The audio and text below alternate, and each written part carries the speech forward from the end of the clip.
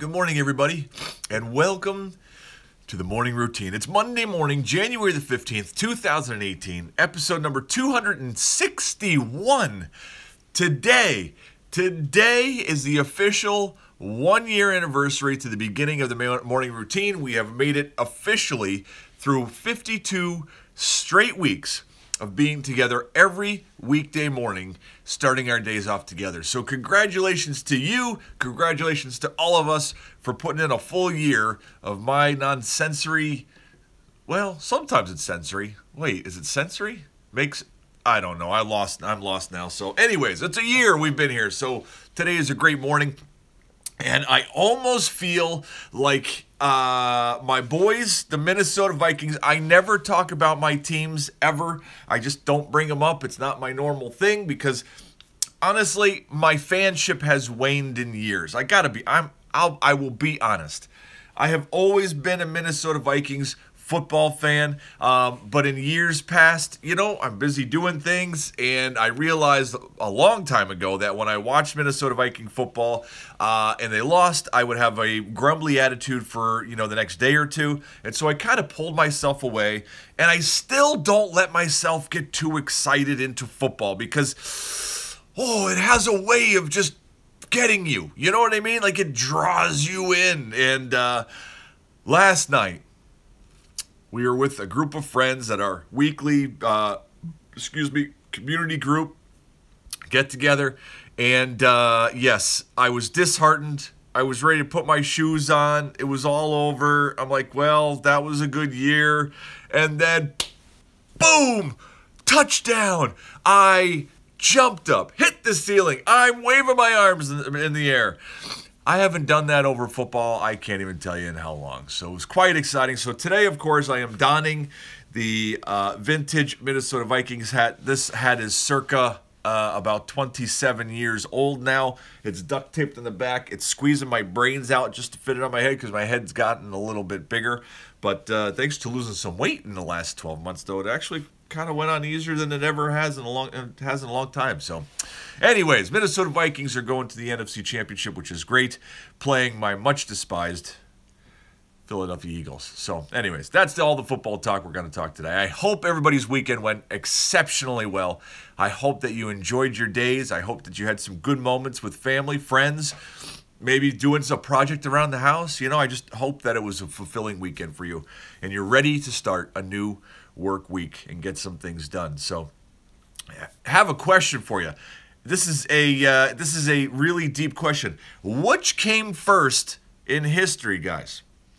The writing implement or the thing to be written upon?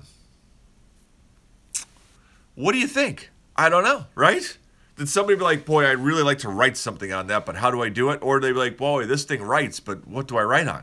I don't know how that all came down. I'd like to go back in time and just wonder that, or see that, I should say. So anyways, we do have some stories this morning that I'd like to share with you. So the first story that I have, this first story is a question. I can't wrap my head around this one. Well, I think I can, but I might be missing something, and that's why I keep thinking about it. So the question I have for you is, obviously, mobile devices, cell phones, with our social medias and games and things like that on it, is highly addictive. We know that. We see it. We talk about it. A lot of people are in total denial that they're addicted to their phone and they can't just leave it down. They have to pick it up every time there's a moment of nothing going on. So we know that. Who is responsible for that? Who is responsible for you or your kids controlling their addictive mobile device behavior? It's a challenging question, guys, because I would lead toward the thing that you and I are responsible for that. But other people would lead to the idea that people who have created things such as Facebook, such as YouTube, such as whatever it is, that they're responsible for controlling your usage because they have created something that is addictive in nature. I don't know about that, but I could be missing something. This article, 2 big investors sent a letter to Apple, this is a week ago now, imploring that the biggest U.S. company consider how technology affects children's well-being. But why? That's the whole thing. These guys say Apple has an opportunity to take the lead in helping parents manage devices that are increasingly ubiquitous and potentially harmful. Together, the investors own around $2 billion worth of Apple shares. That's why they're paying attention to it. It would defy common sense to argue this level of usage by children whose brains are still developing is not having at least some impact, or that the maker of such a powerful product has no role to play in helping parents to ensure it is being used optimally. See, this is where it gets tricky. I don't know. I just don't. The average American teenager gets her first smartphone at age 10 and spends more than 4.5 hours a day on it, excluding texting and talking. Nearly 80% of teens check their phones hourly, and more than half report feeling addicted to their devices. The investors concede that parents have an important role to play in managing their kids' screen time, but argue that Apple does as well when it comes to the iPhone. I don't know. I just listen. The question is a tough question, and I don't know what the answer. I tend to go towards that it is your responsibility, our responsibility, not the company who makes things responsibility. Here are some statistics, though, if you wonder what the usage of cell phones does. And this is written towards kids because we're responsible for looking out for them. This is what it does to you as well if you find that you're constantly on your phone. A survey of the Center of Media and Child Health at the University of Alberta found that 75% of more than 2,300 teachers say students' ability to focus on educational tasks has decreased. The ability to focus decreases. Twenge's research shows that U.S. teens who spend 5 hours or more a day on electronic devices are 71% more likely to have a risk factor for suicide. Isolation. You risk isolation. Kids who overuse technology get less sleep.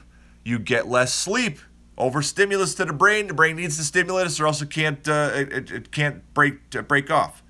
When children detox at a device-free camp, they perform better than a control group at tests of empathy. More empathetic. A survey from the American Psychology Association of more than 3,500 American parents found that 58% say they worry about the influence of social media on their kids' physical and mental health. 48% recount that regulating their children's screen time is a constant battle. So this is an ongoing conversation, guys. It is not going to end. It's just going to keep going on. The best way to do it, one of the best ways to do it is model it. Model proper cell phone usage in your house. If your student walks in the room and every time they walk in the room, you've got your phone in your hand and you're scrolling or playing something on it, guess what? You're modeling that whenever you have a free moment, be on your mobile device. Not a good model. So anyways, that's a great story. Powerful information there. Something for us all to think about. Next story I have for you is the trends for post-truth era. They're calling it the post-truth era with all the fake news and things like that. The post-truth era is now often used to describe the current political climate in the United States, in which reality is relative, and even the facts are open to interpretation. Very interesting, isn't it? The facts aren't facts. They're subject to interpretation these days. Dwindling public confidence in institutions and the media has been growing. However, 30% of American adults say their primary source of fake news problems often lies with the reader's error. Misinterpretation or exaggeration of actual news on social media and not factual mistakes in reporting itself. When asked what kind of news media people are most likely to share, social media posts tie with traditional reporter-written articles as top responses, 25%. So what that means is somebody sees something on the news, they post a social media thing, their interpretation of the facts of what they just saw, somebody shares that, right? And that is taken as factual news, even though it might have been incorrect. That's the biggest source of fake news, is social media news posts. How do you verify news that you see or read on social media? 39% say they compare it with multiple news sources. 18% say they only follow people they trust. So that means anything that those people post, they believe is true. Okay. 15% say they don't use social media to get the news. Okay. 10% say I don't trust anything on social media. So powerful stuff here. Who are you most likely to see as a credible news source? Top of the list, 39% say a reporter. 32% say nobody. They trust their instincts. Their instincts. On world news, trust your instincts. Okay. Listen, I like my instincts, and I think I, can make some pretty much common sense. But there's a whole lot of things that I don't understand. So how can I trust my instincts on the tax code or on Kim Jong-un when I don't even know what's going on? That's curious. That's 32% of people. 27% most likely to see news as credible when it comes from a family, friend, or peer. 22% from a famous academic. 14% from a pastor that they know personally. Wow, that's amazing, right? 12% from a teacher. 7% a politician. 6% from a famous pastor, and 6% from a celebrity. So that's how we rank our news sources these days based on who is giving it to us. So very interesting. I don't know. Last little blurb. As you probably saw a week ago, this young man working for Google has gone and sued Google. And this is just, who didn't see something like this coming a long time ago? I could have told you this was going to happen 20 years ago somewhere along the way. Not that I agree if it's right or wrong, because I don't know the integral pieces of the case, but the author of a controversial memo that sparked debates about gender and diversity at Google has sued his former employer on Google, alleging that the company discriminates against politically conservative white men. 20 years ago, I could have told you this was going on. 20 years ago, when I didn't get a job because they straight out told me they couldn't hire me because that one spot had to be filled by a minority in order to meet their quota, I could have told you that somewhere along the way, a conservative white male would sue a company for reverse discrimination. And here it is. So, James Damore was fired in August for internally circulating a manifesto that argued Google's gender pay gap was the result of genetic differences that tend to favor men. So this guy, not necessarily agreeing with the situation for this guy, but I could have told you this was coming. Singled out, mistreated, and systematically punished and terminated employees who deviated from the company's view on diversity, seeking class action status. He has now sued the company. Google's management goes to extreme lengths to encourage hiring managers to take protected categories such as race and/or gender into consideration as determinative hiring factors to the detriment of Caucasian and male employees, is what the suit reads. Google employs illegal hiring quotas to fill its desired percentages of women and favored minority candidates and openly shames managers of business units who fail to meet their quotas. You can see how this is going on because companies get bashed big time if they don't have enough female managers, if they don't have enough minorities of different groups. So it makes sense that they would be like, we have to have this or we're going to get wrecked. But then you have somebody like this guy who, has been let go. Anyways, very controversial subject. My only point is we saw this one coming a mile away. So on we go, guys. Google Trends, the top 10 most searched things yesterday on Google. Number 1, Martin Luther King Day 2018, which is today. Number 2, Google Arts and Culture. Number 3 is Jodi Arias. Number 4, Australian Open 2018. Number 5, Queen Victoria. Number 6, Ryan Shazier, Steeler football player. Number 7, SNL. Number 8, Matt Patricia. Number 9, Liverpool. Number 10, the Ford Ranger. Yes, the Ford Ranger is re-entering into the auto market and will be available next year, 2019. So on we go. Trending news today. Top of the list, Aadhaar. Your Aadhaar may now get another strong layer of security. Your face. This is in India. This is India Times, top of the list. Next, Met Office. Severe weather warning extended as UK braces for Arctic winds, hail, and snow. Then we have Jeremy Stevens. Stevens knocks out Chow in the second. That's an ESPN UFC fight. Next, we have the UK Independence Party. The UK party suspends leader's girlfriend over racist remarks about Meghan Markle. What? The UK Independence Party has suspended the girlfriend of a party's leader after she reportedly made racist remarks about Prince Harry's fiancée, Meghan Markle. Oh, wow. Okay, next, Santa Ana, California. 2 injured after car goes airborne, crashes into second floor of Santa Ana building from going too fast. That's amazing, man. Next, David Perdue. GOP senator, gross misinterpretation of Trump's remarks. Then we have Donald Trump. President Trump faces renewed charges of racism after vulgar comments. Then we have the Ford Mustang. Steve McQueen's lost bullet Mustang is unveiled, not unrevealed, unveiled, I'm sorry. Next we have Mahmoud Abbas. Abbas confirms Palestinians being offered Abbadis as a capital of future state. No idea what I just said. I have no idea what I just read, but it is a trending news headline. That's crazy.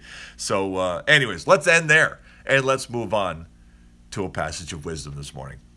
Today's passage of wisdom is another proverb. We seem to be on a run of proverbs here, which is great. I love proverbs. Very simple, very meaty, very easy to wrap your brain around. Today's passage of wisdom is Proverbs 21, verse 5. The plans of the diligent lead to profit, as surely as haste leads to poverty. Interesting. The plans of the diligent lead to profit, as surely as haste leads to poverty. So as you can see, this is a very simple passage. The plans of the diligent means to make a plan, right? To be organized, a budget when it comes to finances, a strategy or a set of goals or a to-do list, right? Some kind of a thing that you're working towards and you're doing it diligently and carefully. You're thinking it through before you act. The plans of the diligent lead to profit. Doesn't have to be just financial profit. It could be profit in relationships when you think ahead of how you're going to handle relationships and what you're going to say, right? As surely as haste leads to poverty. Impulsiveness, right?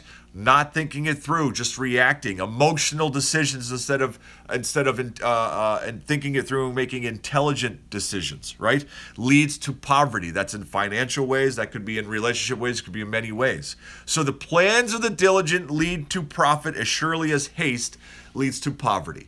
Think before we act. Emotional intelligence, right?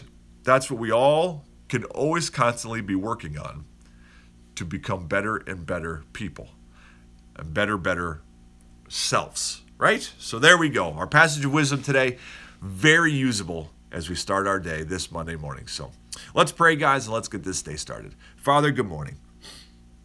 Father, I thank you for this Monday morning. I thank you for this day, Martin Luther King Day, a day in honor of a man who followed after your instruction, who saw that people were equal no matter what the color of their skin were, no matter what their race, no matter male, female, it didn't matter. He saw each and every person that he saw as an equal person, as somebody loved by you and created with great purpose and intent. Thank you for this day as a memorial day to that great leader, great man who spent his life in pointing that out to many people who disagreed. Father, be with us today as we go through our day, that we think things through and we don't become impulsive and we don't act with haste and lead ourselves to poverty. That we are diligent and think things through and make a plan and see how they match into the greater vision that you have for our lives. Does it match in, or does it take us away from that? Help us to have that purpose that you have for our lives also to be very clear. Help us to whittle it down and pull this out and pull that and know what it is. Father, I've been praying a lot about this lately, that just because we're marching along on your purpose and intent does not mean that life will become easy. And help us to be okay with that, to live in the struggle, because when we come to our last days and look back, if we lived following your purpose and the intent that you have for our lives, we will look back and say, that was a good life. And it won't matter how much money we've got in the bank, or what level of success as we might measure we might have achieved. We will be happy with what we did with our days. Help us to live that way, God. We love you and we thank you. Amen. And that, my friends, is a wrap. Thank you for being here on today, this 1-year anniversary of the morning routine. It's been amazing. I can't wait for the next year ahead and see what happens. So have a great Monday today. Don't forget that today you have excellent opportunities. Don't miss them to live up to being exactly who you were meant to be. I love you guys. Have a great day.